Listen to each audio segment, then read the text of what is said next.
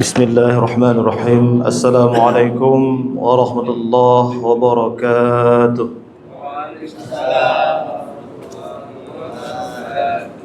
Innal hamdalillah nahmaduhu wa nasta'inuhu wa nastaghfiruh wa na'udzu billahi min shururi anfusina wa min sayyiati a'malina.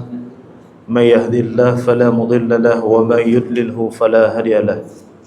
أشهد أن لا إله إلا الله وحده لا شريك له وأشهد أن محمدا عبده ورسوله لا نبي بعده اللهم صل وسلم وزد وبارك على سيدنا محمد وعلى آله وصحبه أجمعين أما بعد.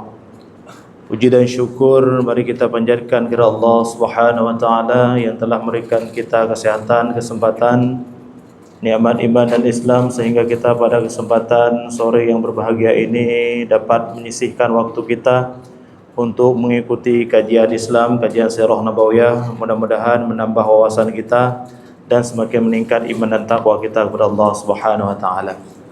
Berikut pula salawat beriring salam senantiasa kita hadiahkan kepada junjungan kita Nabi Muhammad sallallahu alaihi wasallam yang telah berjuang mengorbankan jiwa, raga, harta dan juga keluarga demi tegaknya kalimah la ilaha illallah Muhammadar Rasulullah, kalimat yang sangat mulia yang insyaallah dapat mengantarkan kita ke dalam syurganya Allah Subhanahu wa taala. Amin ya rabbal alamin. Jamaah masjid, saya nyebutnya masjid apa nih? Al-Haqqul Mubin. Jamaah Masjid Al-Haqqul Mubin yang Allah muliakan, kembali kita berbincang-bincang mengkaji tentang Sirah Nabawiyah yang insyaallah mungkin nanti bisa kita ambil hikmah dari kisah yang akan kita kaji pada sore yang berbahagia ini. Jika kita membahas tentang isu perpolitikan, sebenarnya di dalam Islam disebut dengan siasah. Ketika kita dulu menjalani perkuliahan, yaitu di UIN, ada salah satu jurusan itu namanya jurusan Syariah Siyasah wal Iqtisadiyah, membahas tentang siasah, berarti membahas tentang perpolitikan. Namun yang terjadi di kalangan kita saat ini Indonesia, seolah-olah orang yang terjerumus ke dalam dunia perpolitikan itu terkesan jahat, kejam. Sebenarnya bukan politiknya yang kejam, tapi pelakunya yang salah mempergunakan perpolitikan itu sendiri. Karena Rasulullah SAW sejauh ini membawa Islam maju dan berkembang pesat itu tidak terlepas pada trik dan intrik perpolitikannya Rasulullah. Maka salah satu pemikir muslim pada abad ke-20, Mahmud Abbas Al-Aqad berkata, jika kita ingin melihat bagaimana hebatnya Rasulullah ketika menjadi seorang politikus, maka lihatlah ketika terjadinya perjanjian Hudaybiyah, kata Mahmud Abbas Al-Aqad. Nah, pada perjanjian Hudaybiyah ini yang melatar belakangi terjadinya perjanjian Hudaybiyah ini, ketika Rasulullah SAW Allah hadirkan mimpi di dalam tidurnya beliau bahwasanya baginda Rasulullah dan ditemani oleh beberapa orang sahabat itu akan memasuki kota Mekah dalam keadaan aman, tidak terjadi peperangan. Nah, perihal mimpi tersebut Rasulullah pun memberitahukan kepada para sahabat. Ternyata sahabat yang mendengarkan cerita ataupun mimpi dari Rasulullah ini menyambut cerita dan mimpi ini dengan bersukacita. Sejak mereka meninggalkan kota Mekah, hijrah ke kota Madinah, mereka belum punya kesempatan untuk pulang dan mengunjungi sanak saudara mereka yang masih berada di kota Mekah. Karena sebagian daripada saudara mereka itu belum memeluk Islam. Nah, tidak semua saudara mereka sudah memeluk Islam, sehingga yang ikut hijrah bersama dengan Nabi ke kota Madinah ini mereka sudah Islam semua. Nah, akhirnya baginda Rasulullah pun mengajak sahabat yang ditemani oleh 1.400 sahabat untuk masuk ke kota Mekah dalam rangka umroh. Nah, ini disambut oleh sahabat dengan sangat bergembira, karena mereka sudah sangat rindu dengan kampung halaman.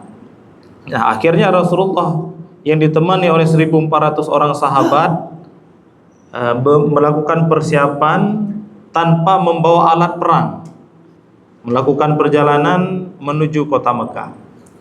Ternyata perjalanan Rasulullah SAW dari kota Madinah menuju kota Mekah terdengar desah-desusnya itu di kalangan orang-orang Quraisy, sehingga orang-orang Quraisy pun mengadakan pertemuan, rapat diskusi yang saat itu dikomandoi oleh Abu Sufyan untuk menggagalkan perjalanan Rasulullah untuk memasuki kota Mekah. Nah, akhirnya Rasulullah mengutus salah satu trik sandinya Rasulullah, Budail bin Warqah, untuk menyampaikan kabar informasi kepada petinggi Quraisy bahwasanya kami melakukan perjalanan menuju kota Mekah bukan untuk berperang, akan tetapi untuk melaksanakan umroh. Akhirnya Budail pun bertemu dengan Rasulullah dan memberitahukan tentang bagaimana reaksi orang-orang Quraisy ketika mendengar Rasulullah hendak hijrah, hendak pulang ke kota Mekah. Budail pun berkata, "Wahai Rasulullah, orang-orang Quraisy tidak bersedia menerima kedatangan orang-orang muslimin di kota Mekah. Maka mereka berpesan sebaiknya pasukan kaum muslimin kembali ke kota Madinah agar tidak terjadi pertumpahan darah." Nah, akhirnya orang-orang Quraisy pun mengutus Khalid bin Walid. Nah, Khalid bin Walid ini adalah salah satu panglima perang yang sangat sukses, apalagi ketika pada pemerintahan Umar bin Khattab. Ini merupakan salah satu panglima perang yang telah menaklukkan Konstantinopel nih, ya, Khalid bin Walid. Khalid bin Walid yang saat itu masih berpihak kepada orang-orang kafir Quraisy pun membawa pasukan berkuda, 200 pasukan berkuda untuk menghadang Rasulullah dan sahabatnya. Karena Rasulullah pun tahu pergerakan daripada Khalid bin Walid, akhirnya Rasulullah pun menempuh jalur yang susah dan sulit dilewati oleh pasukan berkuda. Ini triknya Rasulullah. Hingga sampailah perjalanan Rasulullah dan para sahabat di sebuah tempat bernama Hudaybiyah. Jadi Hudaybiyah ini nama sebuah tempat, ya. Nah, di sanalah Rasulullah beristirahat dengan sahabat-sahabat Rasulullah. Akhirnya mereka pun mengadakan perundingan sesama kaum muslimin. Rasulullah memanggil beberapa orang sahabat, siapa yang akan kita utus kembali untuk berunding dengan orang-orang kafir Quraisy. Pada awalnya terpilihlah Khirash bin Umayyah Al-Khuzai. Alasan Rasulullah memilih Khirash bin Umayyah Al-Khuzai dikarenakan Khirash ini merupakan salah satu perwakilan daripada suku Bani Khuza'ah. Nah, suku Bani Khuza'ah ini yang masih berada di kota Mekah itu memiliki perkumpulan yang sangat kuat dan sangat ditakuti. Nah, baginda Rasulullah yakin seandainya Khirash diutus menghadap petinggi Quraisy, maka petinggi Quraisy itu tidak berani membunuh Khirash. Akhirnya Khirash pun diberangkatkan dengan menggunakan untanya Nabi, dengan mengendarai unta Nabi untuk menambah keyakinan kepada orang-orang Quraisy bahwasanya ini benar utusan daripada Rasulullah.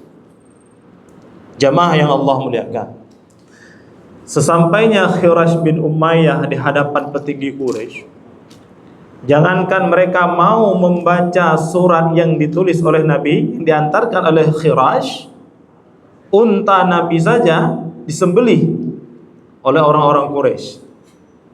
Sikap anarkisnya orang Quraisy luar biasa. Sehingga wajar Nabi yang paling mulia, Nabi yang paling agung diutus kepada orang-orang Quraisy. Khawatir mungkin kalau nabi-nabi yang lain nggak sabar.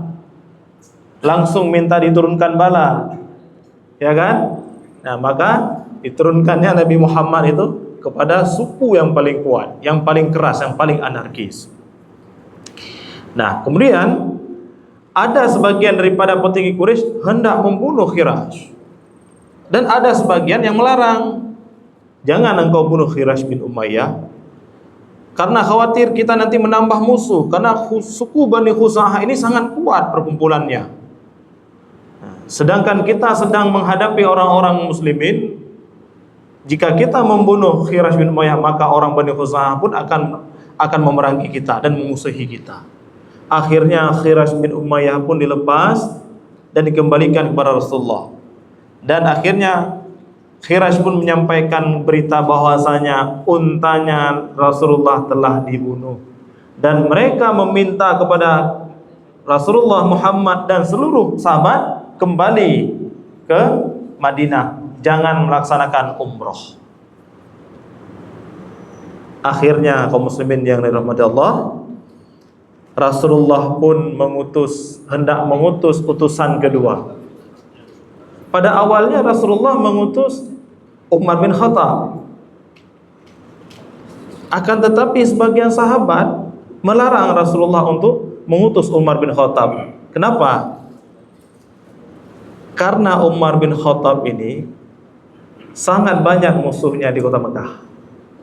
Setelah Umar bin Khattab memeluk Islam, banyak sekali orang yang membenci Rasulullah. Itu yang pertama. Yang kedua, Umar bin Khattab ini temperamental, nggak sabar dalam berunding nanti.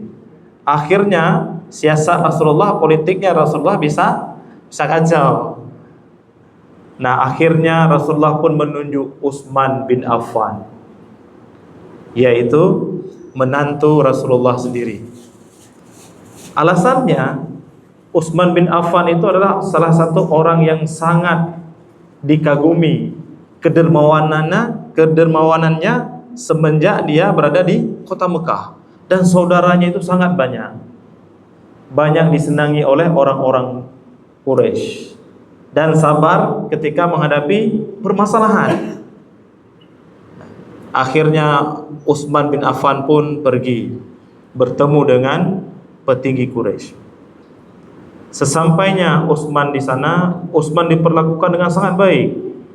Untanya saja dibawain tuh sama orang-orang kafir Quraisy, karena pengaruh Utsman sungguh luar biasa saat itu. Nah, akan tetapi ketika Utsman menyampaikan bahwasanya kami datang ke kota Mekah hanya untuk melaksanakan umroh, dan kami tidak membawa peralatan perang, bahkan yang kami bawa adalah hewan-hewan kurban. Abu Sufyan pun berkata, wahai Utsman, jika engkau ingin melaksanakan umrah, silahkan engkau laksanakan umrah sendiri tanpa menunggu Muhammad. Lalu Utsman pun menjawab, aku tidak akan melaksanakan umrah tanpa Rasulullah. Ini kesetiaannya Utsman bin Affan. Nah, akhirnya Utsman pun dipulangkan. Jadi yang menyebabkan rasa khawatirnya Rasulullah dan para sahabat di Hudaybiyah, prediksi waktu kembalinya Utsman setelah berunding ini meleset dari waktu yang diperkirakan. Bahkan terdengar desas-desus itu Utsman juga ikut dibunuh, sehingga timbullah rasa sedih Rasulullah dan kalangan sahabat. Rasulullah pun mengumpul sahabat-sahabat yang setia dengan Rasulullah untuk bagaimana kita menyikapi peristiwa Utsman. Jika seandainya memang Utsman ini terbunuh, bagaimana? Apa sikap yang harus kita lakukan? Akhirnya Rasulullah pun bertanya kepada sahabat, bagaimana tindakan kita selanjutnya? Sikap kita selanjutnya itu bagaimana? Jika benar seandainya Utsman dibunuh, apakah kita semua siap untuk berperang, sementara kita tidak memiliki persiapan peperangan, enggak membawa alat perang? Akhirnya salah seorang sahabat pun berkata, kami tetap setia berjanji berperang bersama Rasulullah. Di sebuah pohon Rasulullah pun membaiat sahabat-sahabat yang memang bersedia setia berada di barisan Rasulullah. Baiat Rasulullah, apakah kita semua bersedia berperang sampai titik darah penghabisan untuk membela Islam? Akhirnya setuju. Dan saat itulah Allah Subhanahu wa taala menurunkan firman-Nya untuk memberikan apresiasi kepada para sahabat-sahabat yang bersedia setia berperang bersama Rasulullah. Dalam surah Al-Fat, Allah Subhanahu wa taala berfirman, laqad radiyallahu 'anil mu'minina idh yubayyi'unaka tahta asy-syajarah fa'alima ma fi qulubihim wa asabahum fathan qariba. Allah Subhanahu wa taala berfirman, sungguh Allah telah meridhai orang-orang mukmin yang telah berbaiat kepadamu wahai Muhammad di bawah sebuah pohon. Dan Allah Maha mengetahui isi hati mereka. Wa asabahum fathan qariba. Dan Allah akan memberikan balasan kemenangan yang sangat dekat. Ketika para sahabat mendengar ayat yang dibacakan tersebut, maka mereka pun semakin bersemangat. Namun tanda tanya, kapan kemenangan Islam itu akan kita peroleh? Itu ya kan? Hanya gambaran firman Allah, wa asabahum fathan qariba, maka kita akan mendapatkan balasan kemenangan yang nyata. Jamaah yang Allah muliakan, setelah Rasulullah membaiat sahabat-sahabat yang ikut dengan Rasulullah, dari kejauhan terlihatlah Suhail, dari kejauhan terlihatlah Urwah bin Mas'ud. Urwah bin Mas'ud ini adalah salah satu juru runding yang sangat ahli. Setiap orang-orang Quraisy mengutus juru runding menghadapi Raja Kisra, Raja Kaisar Romawi, itu pilihannya tetap jatuh kepada Urwah bin Mas'ud. Ketika Urwah bin Mas'ud bertemu dengan Rasulullah, Urwah langsung berpesan kepada Rasulullah, kami tidak bersedia menerima orang-orang muslimin masuk ke kota Mekah, maka kembalilah ke kota Madinah, tidak boleh melaksanakan umrah. Nah, Nabi pun terdiam, sahabat pun dilarang berbicara. Akan tetapi ketika Urwah berunding dengan Rasulullah, Urwah itu melihat sebuah fenomena yang sangat menakjubkan di kalangan orang-orang muslimin.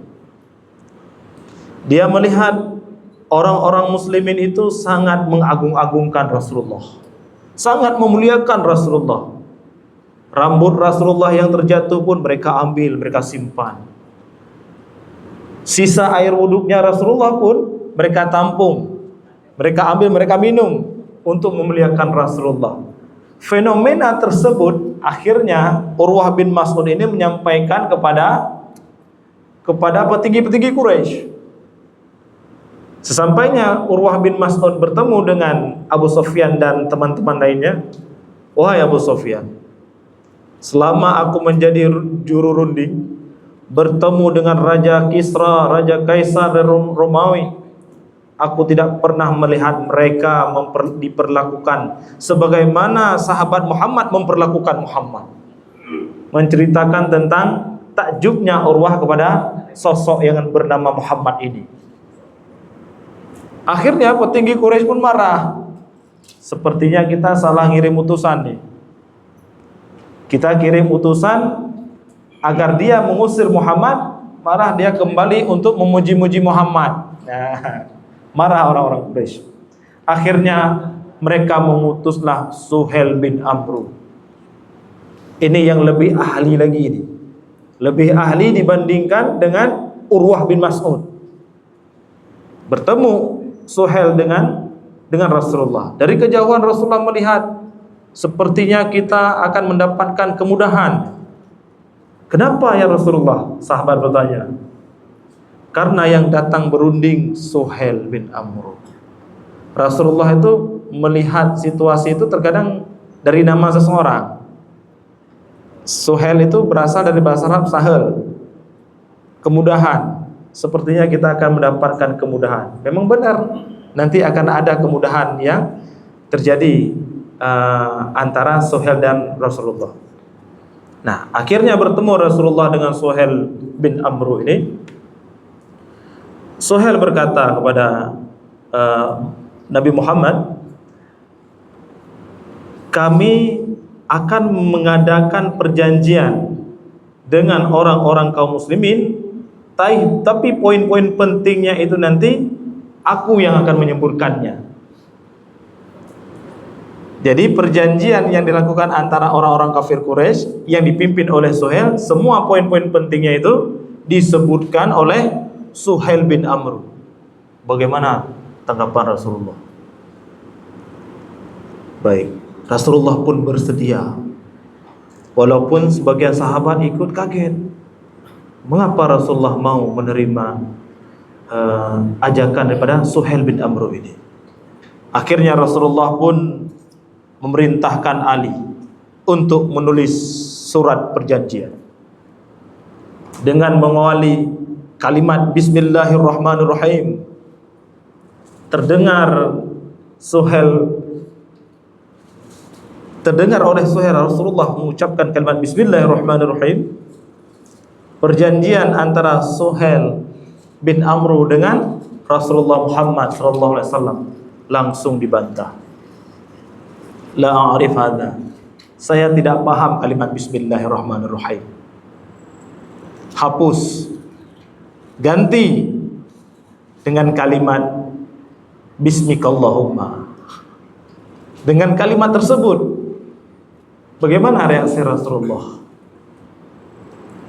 Rasulullah pun memerintah Ali, hapus Ali. Ganti dengan kalimat Bismikallahumma. Rasulullah tidak melawan, mengalah Rasulullah. Ini salah satu triknya Rasulullah, agar Rasulullah tahu poin-poin berikutnya yang akan dibacakan oleh Suhail bin Amr. Seandainya dilawan, nanti poin-poinnya itu nggak akan dibacakan oleh Suhail bin Amr. Perjanjian ini dilakukan antara Suhail bin Amr dan Muhammad Rasulullah SAW. Rasulullah memerintahkan itu tulis. Dibantah lagi oleh Suhail. Lau syahidtu annaka Rasulullah lan uqatilu, kata dia. Kata Suhail, lau syahidtu annaka Rasulullah lan uqatilu. Jika seandainya aku bersaksi engkau adalah Muhammad utusan Allah, maka aku tidak akan memusuhimu. Maka tulis Muhammad bin Abdullah. Bagaimana tanggapan Rasulullah? Rasulullah kembali mengalah, memerintahkan Ali untuk menghapus. Namun Ali tidak berani menghapus kalimat Rasulullah, karena kalimat Rasulullah itu adalah pemberian sebutan yang diberikan oleh Allah Subhanahu wa taala. Ali pun berkata, wahai Rasulullah, aku tidak mungkin menghapus namamu Rasulullah, karena memang engkau adalah Rasulullah. Karena itu adalah kalimat persaksian. Jika seandainya aku menghapus, aku telah merusak tauhidku, kata Sayyidina Ali. Rasulullah pun bertanya, di mana engkau tulis kalimat Muhammad Rasulullah? Ditunjuk, Rasulullah langsung menghapusnya sendiri. Karena Ali tidak berani menghapus, Rasulullah menghapus kalimat Muhammad Rasulullah. Tulis kembali Muhammad bin Abdullah. Coba bayangkan sabarnya Rasulullah saat itu. Padahal para sahabat udah sangat geram tuh melihat sikap dan tindakan daripada Suhail bin Amr. Nah, jamaah yang Allah muliakan, kemudian dimulai dengan menuliskan poin pertama. Terjadinya gencatan senjata selama 10 tahun antara kaum muslimin dan orang-orang Quraisy. Rasulullah setuju. Tulis Ali. tidak terjadi peperangan antara orang-orang muslimin dan orang-orang Quraisy. Poin kedua, seluruh kabilah Arab bebas untuk memilih koalisi. Jika memang ada kabilah Arab ataupun suku Arab ingin berpihak kepada orang-orang muslimin pun tidak ada larangan, terserah. Rasulullah pun setuju. Poin yang ketiga, jika seandainya penduduk yang telah menetap di kota Mekah menuju ke kota Madinah, baik tanpa izin wali ataupun ada izin wali, harus dikembalikan ke kota Mekah. Rasulullah pun setuju. Berarti kan ini masih merugikan orang-orang muslimin.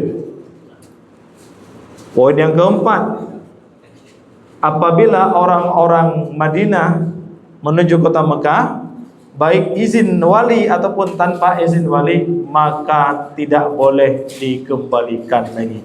Siapa yang rugi? Orang muslim lagi. Yang terakhir, yang sangat menyakitkan orang-orang kaum muslimin, pada tahun ini orang-orang kaum muslimin tidak boleh melaksanakan umroh. Bayangkan, setelah melakukan perjalanan dari kota Madinah hampir mendekati kota Mekah, mereka dipaksa kembali ke kota Madinah. Bagaimana tanggapan Rasulullah? Baik, kami mengikuti aturan itu. Coba bayangkan, ketika selesai penulisan poin yang terakhir, Umar bin Khattab pun bangun, ingin membantah isi perjanjian itu. Wahai Rasulullah, bukankah engkau adalah Rasulullah? Kenapa engkau menyetujui semua perjanjian yang disebutkan oleh Suhail bin Amr? Rasulullah pun menjawab, wahai Umar, aku ini Rasulullah, maka aku tidak akan berbuat macam-macam. Sahabat pun menenangkan Umar bin Khattab yang sangat marah, hampir saja dia ingin membunuh Suhail bin Amr. Nah, jemaah yang Allah muliakan, selesai perjanjian Hudaybiyah ini, Rasulullah dan para sahabat pun kembali ke kota Madinah. Jika kita melihat seluruh poin-poin perjanjian ini, sangat merugikan orang-orang kaum muslimin. Benar tidak? Akan tetapi mengapa Rasulullah menyetujui semua isi perjanjian tersebut? Pandangan Rasulullah itu sangat jauh terhadap perjuangan Islam. Selama 10 tahun gencatan senjata, dalam kondisi aman, tidak terjadi peperangan, memudahkan Rasulullah untuk menyampaikan dakwah. Karena menyampaikan dakwah dalam kondisi aman, tentram, hati yang tidak berkecamuk, memudahkan orang untuk menerima ajakan-ajakan untuk masuk Islam. Ini tujuannya Rasulullah mengalah. Sehingga belum sampai 10 tahun perjanjian gencatan senjata, 2 tahun kemudian Khalid bin Walid, panglima perang yang sangat ditakuti oleh orang-orang kafir Quraisy, yang sangat menjadi andalan mereka, memeluk Islam. Amr bin As, ahli strategi, politikus dan diplomat, yang selalu menjadi utusan ketika bertemu dengan raja-raja Habsyi, raja-raja Kisra. Itu Amr bin As, akhirnya pun masuk Islam. Ketika ia ingin bertemu dengan Raja Habsyi pun berkata, padahal Raja Habsyi saat itu tidak memeluk Islam, wahai Amr bin As, apakah engkau tidak yakin bahwasanya ini Muhammad benar-benar utusan Allah? Nah, karena dia mendengar pernyataan tersebut dari Raja Habsyi yang belum memeluk Islam, ini yakin ini utusan Allah. Kenapa aku tidak yakin? Kembali dari Habsyah, akhirnya Amr bin As pun menyatakan syahadah di hadapan Rasulullah. Jadi baru berjalan 2 tahun perjanjian Hudaybiyah, petinggi-petinggi Quraisy pada masuk Islam. Dan semakin banyak pasukan Islam berpihak kepada Nabi Muhammad SAW. Banyak dari suku-suku kabilah Arab yang akhirnya berpihak kepada Islam selama masa gencatan senjata. Nah, jemaah yang Allah muliakan, ini salah satu triknya Rasulullah untuk mengalahkan musuhnya. Berawal dari Rasulullah datang ke kota Mekah tanpa membawa peralatan perang. Rasulullah ingin memberikan frame positif bahwasanya Islam ini membawa kedamaian. Tidak semua masalah yang kita selesaikan itu dengan pertumpahan darah, dengan kekerasan. Inilah misi yang diusung oleh Rasulullah SAW. Begitu juga seharusnya kita mencontoh. Ketika kita dihadapkan dengan masalah yang anarkis, masalah yang sulit diselesaikan, maka mundur itu tidak, mengalah itu tidak membuat kita itu hina dan kalah. Contohnya seperti kisah Rasulullah di Hudaybiyah ini. Dan pada akhirnya belum selesai 10 tahun gencatan senjata, tibalah masa yang ditunggu-tunggu oleh orang kaum muslimin, yaitu Fathul Mekah, pembebasan kota Mekah. Jadi Fathul Mekah ini berawal daripada perjanjian Hudaybiyah. Walaupun nanti ada proses-proses yang terjadi menjelang kisah Fathul Mekah. Nah, jemaah yang Allah muliakan, Allah Subhanahu wa taala berfirman, "Wala tastawil hasanatu walas sayyi'ah." Janganlah membalas setiap kejahatan itu dengan cara yang jahat pula. Jadi Rasulullah menghadapi orang-orang kaum muslimin, orang-orang kaum kafir Quraisy dengan mengalah bukan berarti ingin mengalahkan Islam, bukan. Sempat timbul keraguan di kalangan para sahabat. Kenapa kita harus pulang ke Madinah? Kita tidak bisa melaksanakan umrah.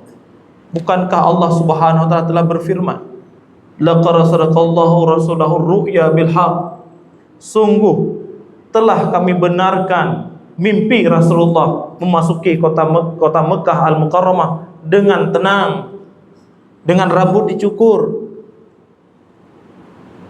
Kenapa firman Allah ini tidak terbukti? Hampir timbul keraguan di kalangan sahabat. Maka ketika Allah turunkan firman wasabum fatham qariba, kemenangan yang dekat akan datang, ternyata kemenangan itulah yang disebut dengan Fathul Mekah.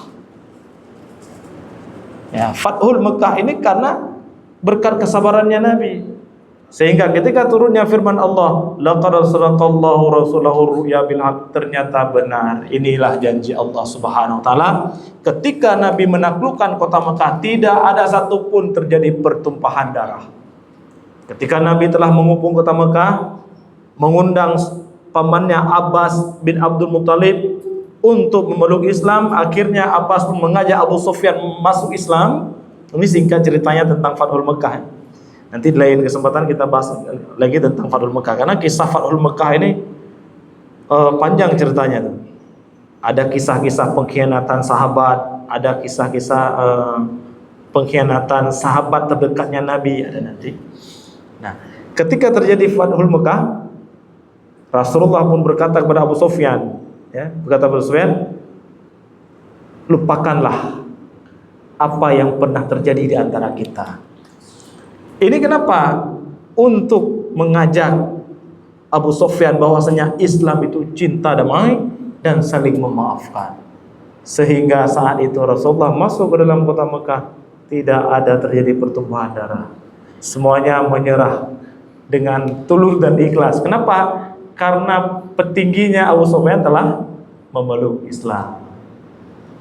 Nah, baik jemaah yang Allah muliakan, inilah kisah tentang perjanjian Hudaybiyah yang menggambarkan bahwasanya Rasulullah SAW itu adalah sebenarnya sosok politikus yang harus kita contoh.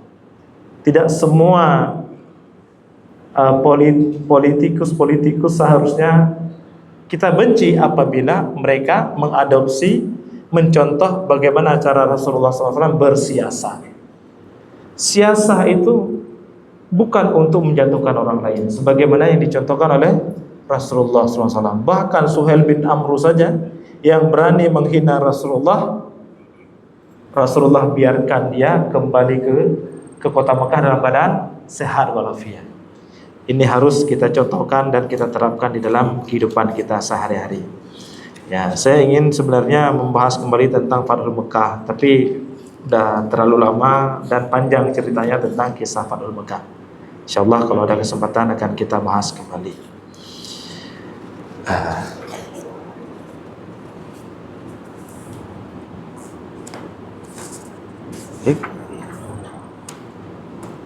Sampai jam berapa nih? Ada yang ingin kita diskusikan, Min?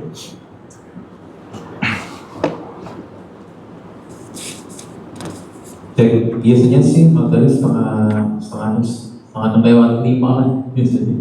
Oh gitu ya? Ya, baru tanya jawab.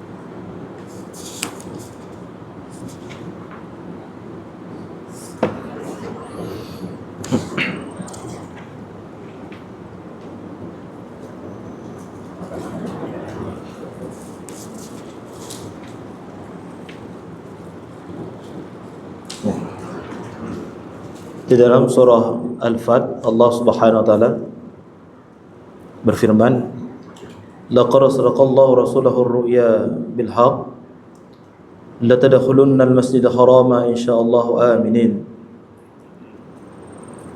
Ini merupakan jawaban daripada keraguan dari sahabat yang beranggapan bahwasanya mimpi Rasulullah itu tidak benar. Jika seandainya mimpi Rasulullah itu benar, maka saat ini kita sudah berada di Mekah untuk melaksanakan umroh. Nah, ini merupakan salah satu nilai ketauhidan yang harus kita tanamkan di dalam diri kita, bahwasanya tidak ada satu hal apapun yang bisa mengalahkan firman Allah Subhanahu wa taala.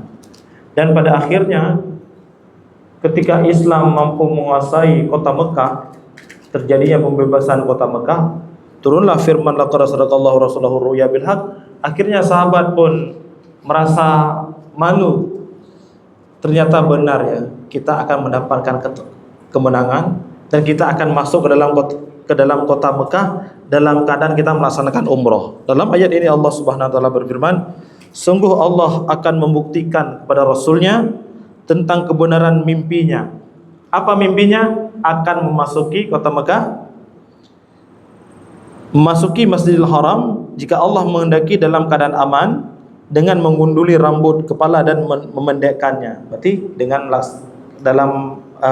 masuk ke dalam kota Mekah dengan menggundulkan kepala, itu posisinya adalah seperti melaksanakan ihram ya, melaksanakan umrah.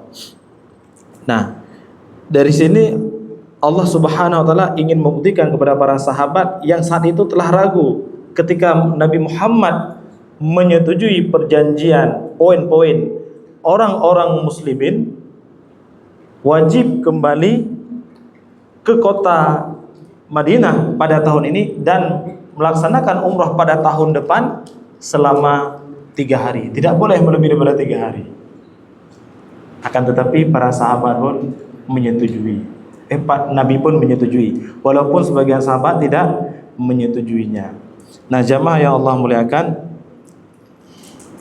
ada poin lagi yang bisa kita petik dari kisah Hudaybiyah ini. Allah Subhanahu wa taala berfirman, "Khudhil afwa wa'mur bil urfi wa'rid anil jahilin." Nah, ketika ada sebagian daripada sahabat yang hampir tidak meyakini akan mimpinya Rasulullah bahwasanya kemenangan itu akan dekat, maka Allah pun merintahkan Rasulullah, khudil afwa, maafkanlah mereka. Allah perintahkan untuk memaafkan. wa'mur bil urfi, maka ajaklah mereka untuk berbuat baik, wa'rid anil jahilin. Nah, ini maknanya apa? Rasulullah diperintahkan oleh Allah untuk mencontohkan sikap mengalah yang pertama ya. Sikap mengalah. Yang kedua, sikap memaafkan. Tujuannya adalah, tadi ayat yang saya sebutkan di dalam surah Fussilat ayat ke-34, wala tastawil hasanatu walas sayyi'ah. Dan janganlah engkau membalas, wahai Muhammad, setiap kejahatan dengan kejahatan. Irfa' billati yahsan, maka balaslah dengan cara yang baik. Timbul pertanyaan, tujuannya apa? Fa idzal ladzi bainaka wa bainahu adawah ka'annahu waliyyun hamim. Jika seandainya engkau membalas dengan kebaikan, jika di dalam hati mereka masih ada permusuhan, maka akan Allah gantikan dengan persahabatan yang setia. Contohnya Abu Sufyan. Setelah Fathul Mekah, Abu Sufyan yang notabene-nya dulu merupakan musuh besar Islam, bahkan dia sendiri takut untuk bertemu dengan Rasulullah. Jika seandainya Abbas tidak mengajak Abu Sufyan ini, wahai Abu Sufyan, masuklah engkau Islam bersamaku. Tapi Abu Sufyan berkata apa? Mungkin Muhammad tidak akan memaafkanku karena terlalu banyak kesalahan yang aku lakukan. Termasuk pada perang Uhud, sahabat-sahabat Nabi dari golongan hafid Al-Quran banyak yang syahid ketika perang Uhud yang saat itu Islam kalah. Salah satunya Abu Sufyan merupakan pimpinan perang saat itu. Maka dengan tidak yakinnya akan dimaafkan, akan tetapi Rasulullah memaafkan kesalahan Abu Sufyan ini. Maka Abbas pun berkata kepada Abu Sufyan, wahai Abu Sufyan, jika engkau bertemu dengan Muhammad, maka sampaikanlah kalimat yang diucapkan oleh saudaranya Yusuf kepada Yusuf.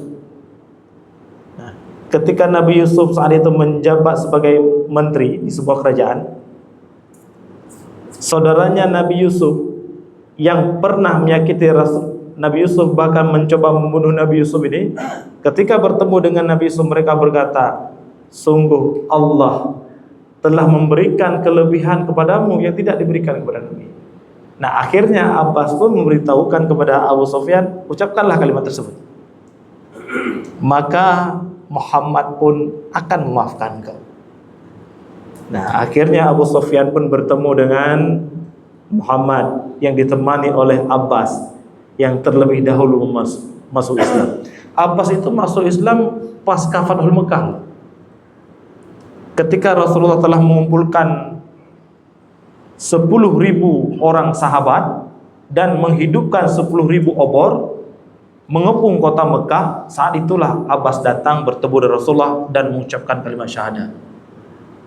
Nah, akhirnya Abu Sufyan bertemu dengan Rasulullah, langsung mengucapkan kalimat tersebut, sungguh wahai Muhammad, engkau telah diberikan kelebihan oleh Allah yang tidak diberikan kepada kami. Langsung Rasulullah menjawab, lupakanlah apa yang terjadi di antara kita. Ini bukti Rasulullah sebagai seorang pemaaf. Khudhil afwa, jadilah engkau pemaaf dan ajaklah mereka untuk berbuat baik. Wa a'rid anil jahilin, maka berpalinglah dari orang-orang yang bodoh.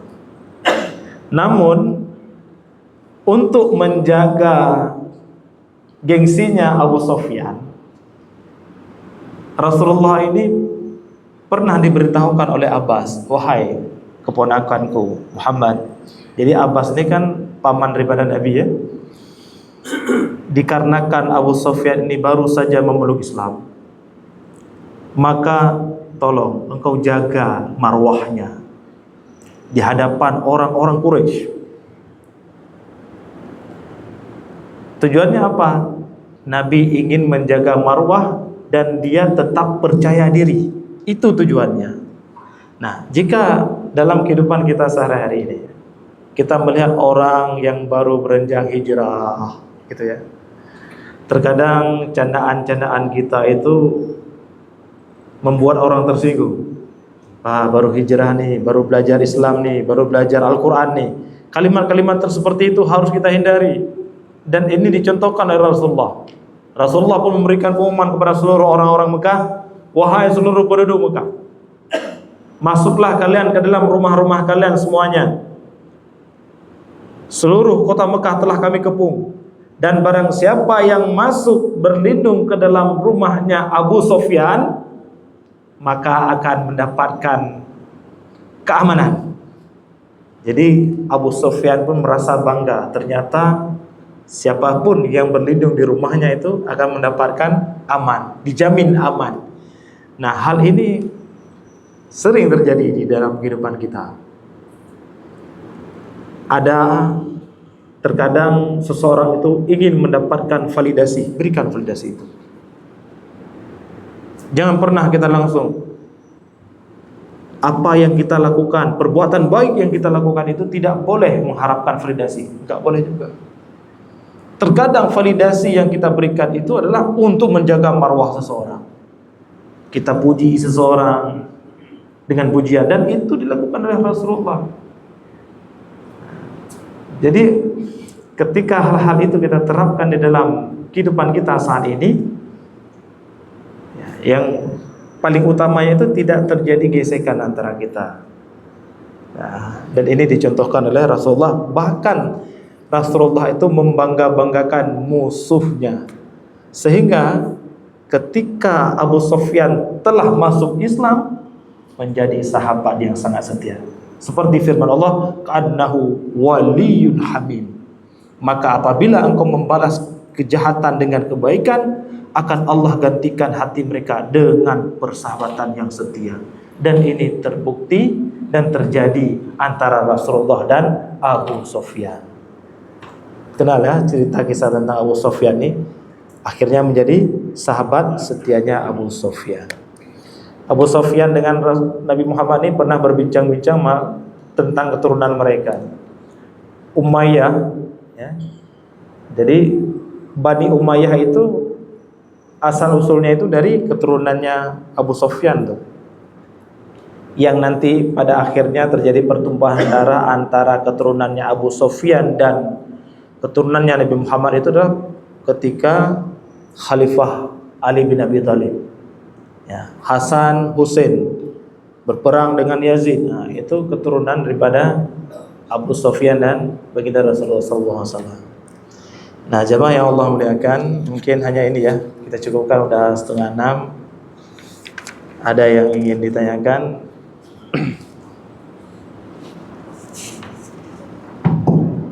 Baik, jazakallahu khairan katsir kepada Ustaz Munandar Abdul Wahab atas materi yang sudah diberikan tentang Sirah Nabawiyah, itu tentang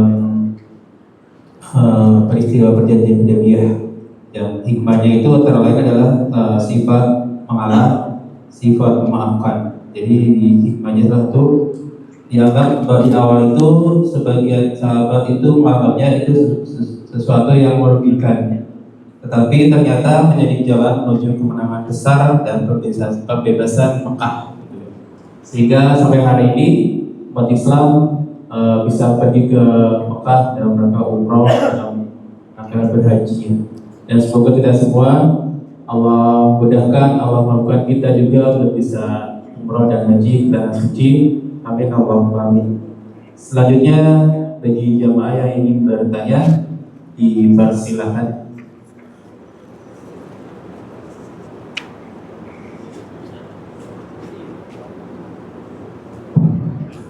Assalamualaikum warahmatullahi wabarakatuh. Waalaikumsalam. Kita baca sejarah Imam Rasulullah yang itu yang terkenal dengan politikus yang cukup handal, Ustaz ya. Beliau menginginkan sahabat-sahabatnya untuk melobi ke sana sini dengan mempertimbangkan segala kelebihan dari sahabat-sahabat tersebut. Nah, kalau kita lihat kondisi saat ini gimana, Ustaz?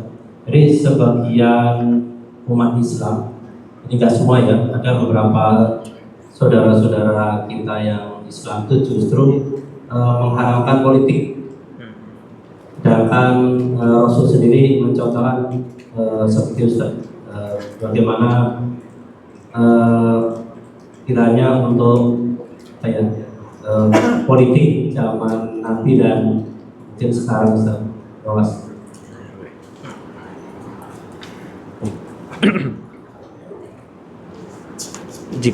Jika kita melihat fenomena politik zaman sekarang ini, mungkin sungguh sangat sulit bagi kita untuk mencontohkan apa yang dicontohkan oleh baginda Rasulullah SAW.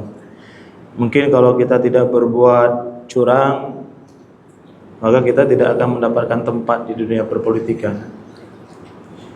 Namun qulil haqqa walau kana murran, katakanlah yang benar walaupun rasanya pahit. Apabila dunia perpolitikan itu dapat menggiring kita untuk bermaksiat kepada Allah Subhanahu wa taala, dan kita tidak mempunyai power, kekuatan untuk menghadapi politik yang sangat kejam itu, kita tetap mengadopsi sistem perpolitikannya Rasulullah, jujur kan, adil, mengalah. Jikapun kita tidak mendapatkan tempat di dunia perpolitikan, berarti Allah Subhanahu wa taala ingin menjaga kita dari orang-orang yang berbuat jahat kepada kita. Karena jika seandainya Allah berkehendak, di tengah-tengah orang yang jahat sekalipun, kita bisa mendapatkan kursi ataupun tempat di dunia perpolitikan jika Allah berkehendak. Qul la yusibana illa ma kataballahu lana. Segala sesuatu yang menimpa kita itu tidak terlepas pada ketetapan Allah Subhanahu wa taala. Mudah saja bagi Allah. Namun kita harus melihat dampak positif daripada takdir tidak baiknya menurut kasat mata kita. Yang kita lihat, takdir Allah yang tidak baik itu merugikan kita, benar tidak? Akan tetapi terkadang jarak pandang kita terlalu dekat daripada hikmah dari takdir buruk itu. Seharusnya jarak pandang kita itu harus lebih luas dan lebih jauh. Ternyata dunia perpolitikan ini, kegagalan yang saya jalani di dunia perpolitikan ini memiliki nilai hikmah yang luar biasa untuk diri saya. Mungkin terjaganya kita dari orang-orang yang bermaksiat, terjaganya, terlindunginya keluarga kita. Yang lebih istimewanya lagi, kita terlindungi dari qu anfusakum wa ahlikum nar, terhindar dari siksaan api neraka. Kenapa? Karena dunia perpolitikan yang sudah tidak bisa diajak kompromi lagi dan tidak bisa diajak lagi sesuai dengan arahan Al-Quran dan hadis. Begitu ya. Jadi kita tidak bisa memaksakan, tetap berada di jalur adil dan jujur. Tidak ada pemaksaan, tidak ada suap menyuap. Kita jika seandainya pun tidak berhasil, berarti itu adalah ketentuan Allah yang harus kita imani. Banyak orang yang mengelontarkan dana, berbuat curang, namun juga tidak berhasil, ada kan? Yang akhirnya ya stres, ya kan? Gila pasca politik. Nah, berarti tidak semua sikap curang itu dapat memberikan hasil yang baik juga. Bahkan justru setelah kita bersikap curang, nyuap, ya kan, menjatuhkan orang lain, nggak menang, dosa lagi di hadapan Allah. Jadi udah jatuh ketimpa tangga, gitu ya. Baik, ada lagi?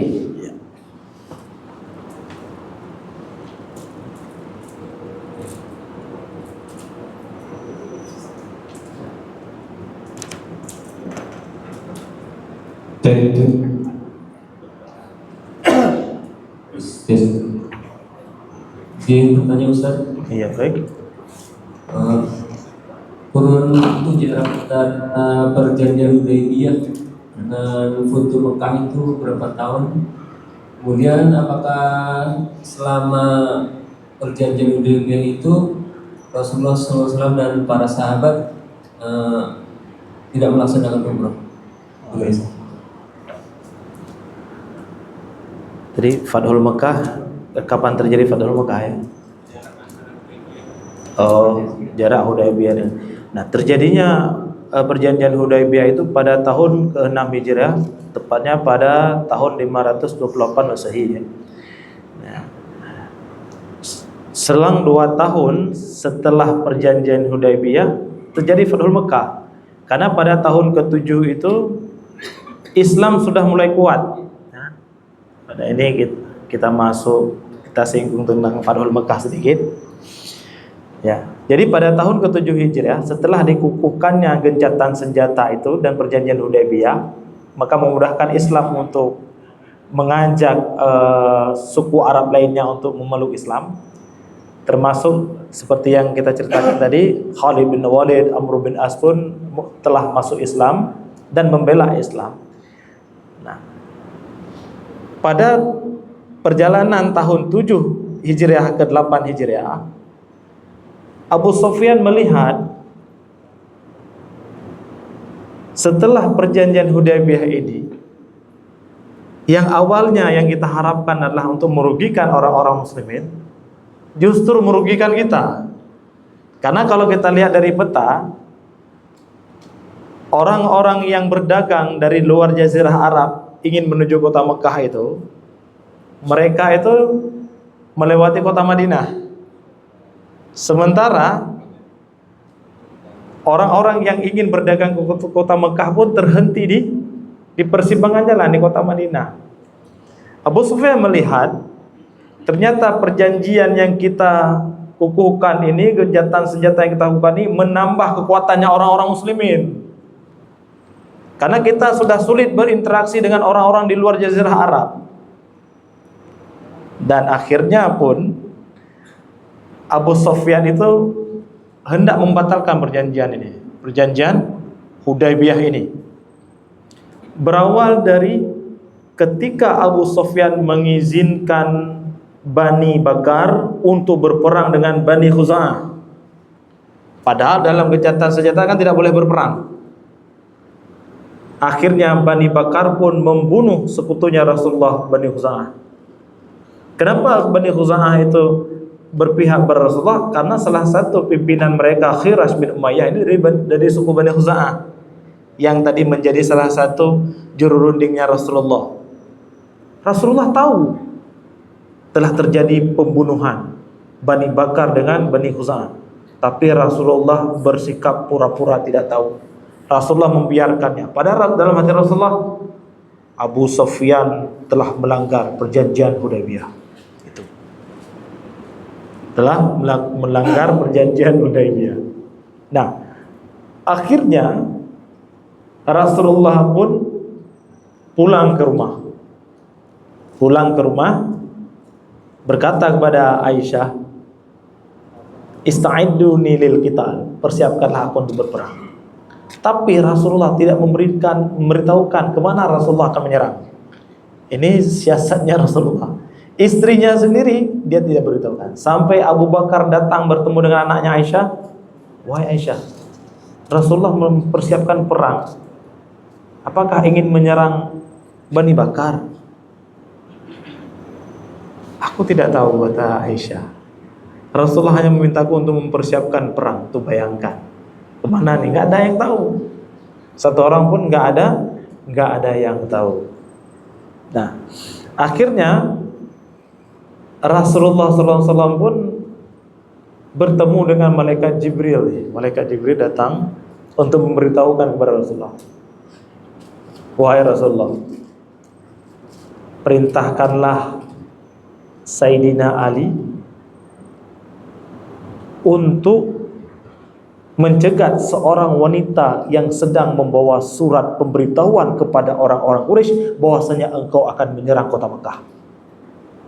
Kan kaget. Dari mana bisa bocor nih rahasianya ini? Ya kan? Nah, Rasulullah tahu yang membocorkan rahasia penyerangan Rasulullah, Hatib bin Ibnu Balta'ah, sudah duluan diberitahukan oleh malaikat Jibril. Nah, akhirnya Perintahkanlah Sayyidina Ali untuk mencegat wanita tersebut. Sesampai Ali bertemu dengan wanita itu, tolong serahkan surat yang kau bawa. Kata Sayyidina Ali, aku tidak membawa apa-apa. Ali pun keras. Jika engkau tidak menyerahkan surat itu, maka akan aku lucuti seluruh pakaianmu. Akhirnya dia menyerahkan surat tersebut. Dan akhirnya Ali menyerahkan surat tersebut kepada Nabi. Begitu Nabi buka, dari Hatib bin Ibnu Baltah, kakek Rasulullah, sahabat yang sangat setia, yang tidak mungkin Nabi nggak akan percaya dia berkhianat, tapi ternyata berkhianat. Rasulullah bertanya kepada Hatib, kenapa engkau lakukan ini Hatib?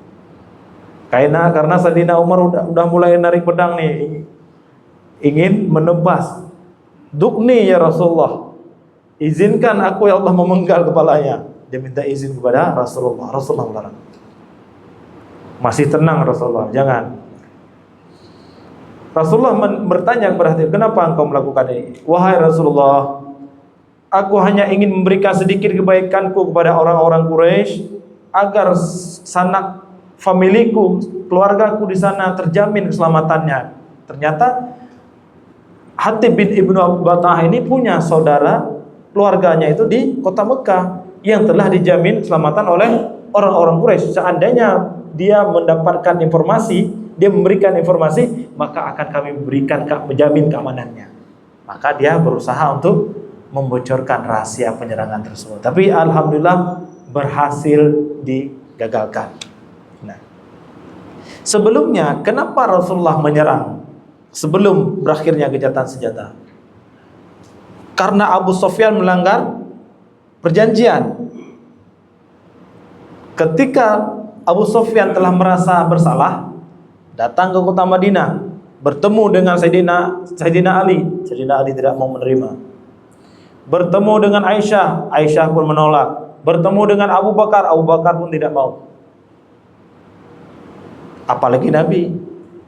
Sehingga di tengah-tengah kota Madinah itu Abu Sufyan berkata, aku datang ke sini untuk mengajak kembali berunding, untuk merubah kembali isi perjanjian antara kaum muslimin dan orang-orang Quraisy. Nabi udah nggak mau percaya lagi. Langsung Nabi bergerak menyerang kota Mekah. Persiapkanlah 10.000 obor. Kita akan bergerak. Nabi nggak bilang bergerak kemana. Yang diprediksi oleh sahabat menyerang suku Bani Bakar.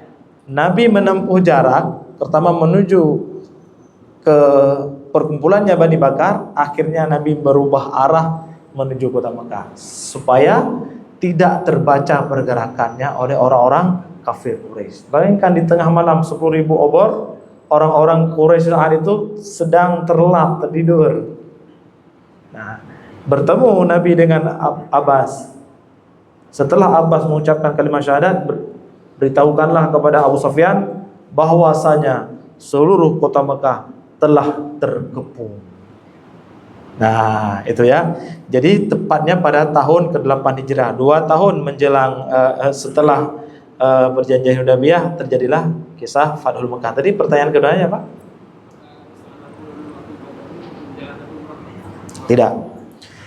Nah, Rasulullah SAW, ya, ini hampir lupa nih saya sampaikan. Ya, kalau nggak ditanya, emang kadang-kadang lupa nyampeinnya. Padahal dari rumah udah ngeset nanti sampaikan gitu.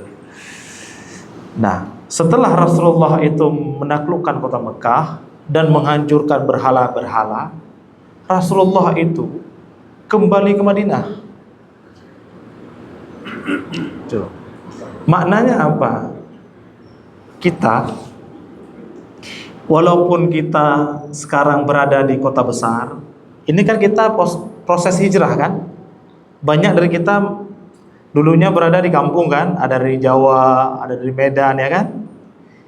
Setelah kita sukses berhasil di tempat yang baru, jangan pernah melupakan kampung halaman. Ya, tujuannya Rasulullah untuk membebaskan kota Mekah itu adalah agar nanti di sini di kota Mekah, di kota tempat kelahiran Rasulullah ini, syiar pun berkembang dan syariat-syariat Islam pun dapat dijalankan sebagaimana perintah Al-Quran. Itu tujuannya. Tapi pada tahun setelah pembebasan itu Rasulullah tidak melaksanakan umrah karena kembali ke kota Madinah. Nah, jadi di saat itu Madinah merupakan salah satu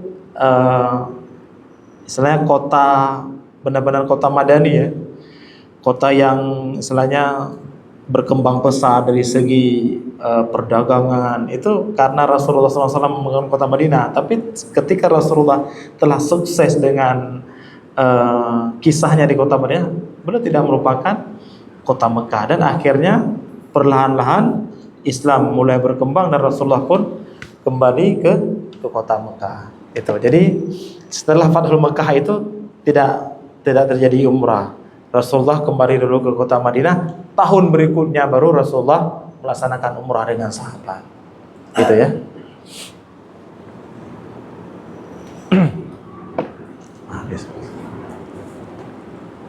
Ya, ada yang bertanya lagi?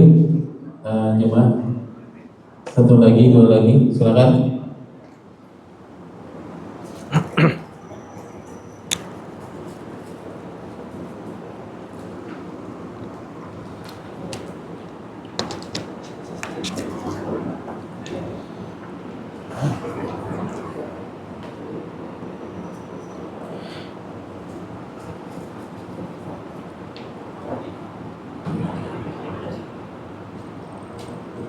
Bismillahirrahmanirrahim. Assalamualaikum warahmatullahi wabarakatuh.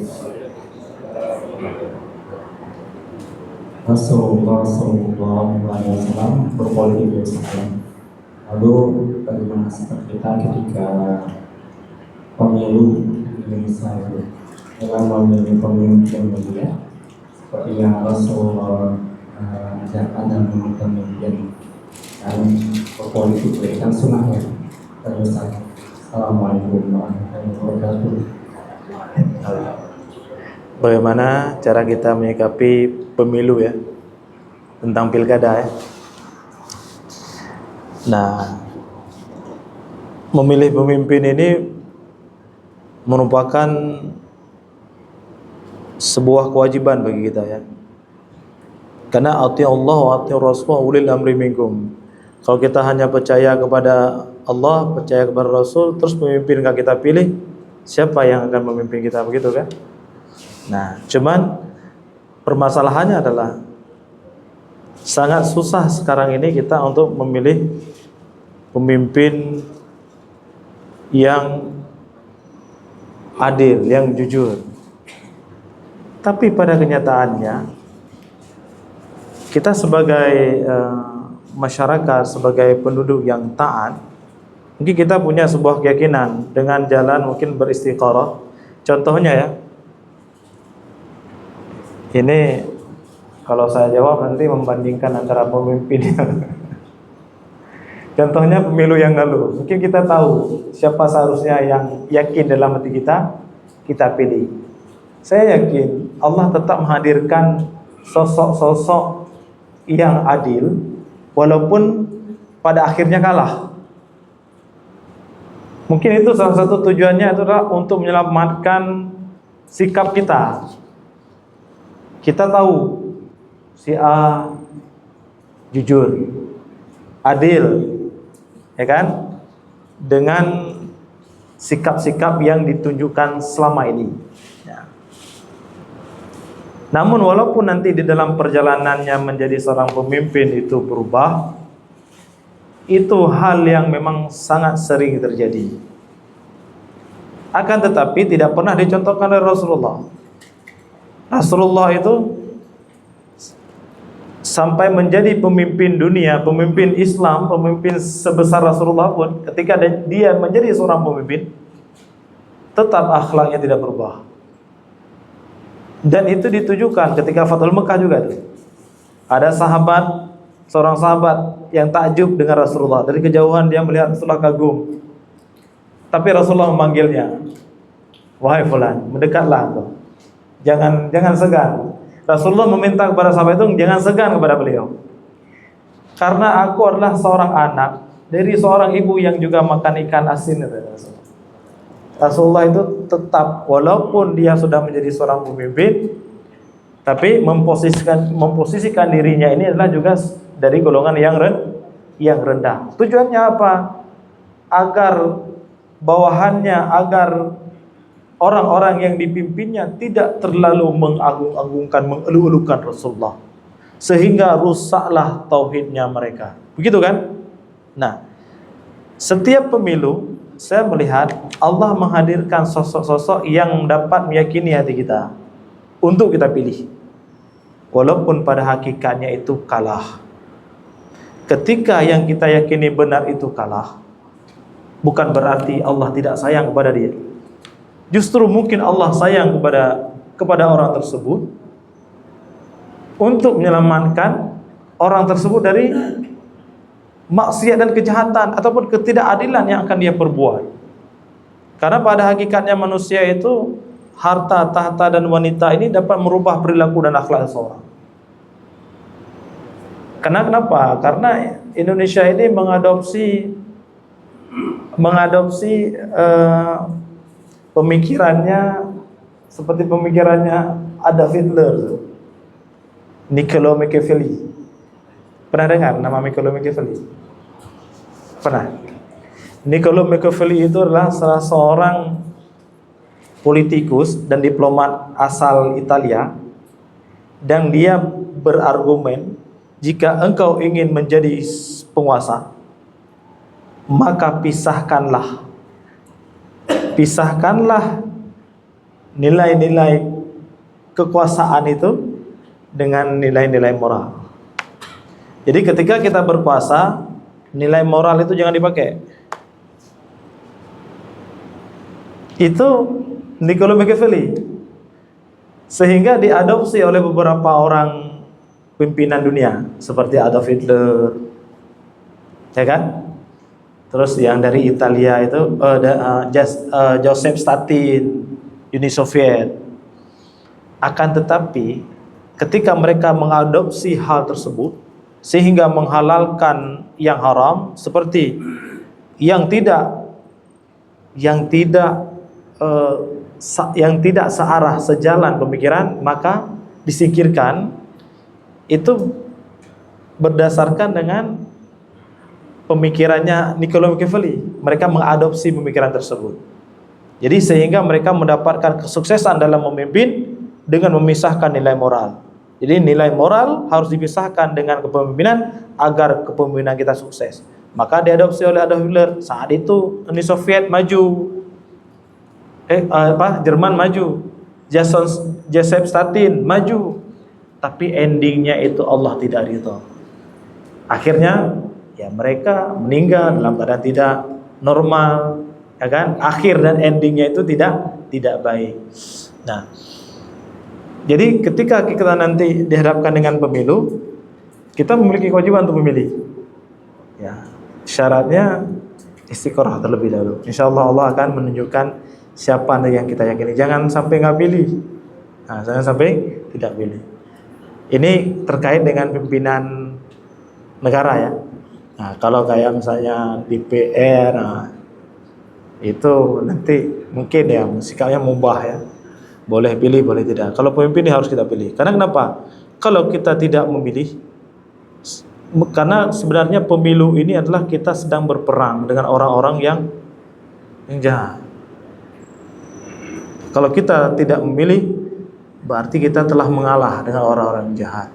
Walaupun pada akhirnya nanti hasil itu terserah Allah, tetapi kita telah berusaha ataupun ikhtiar untuk memilih pemimpin yang adil menurut keyakinan kita. Begitu ya.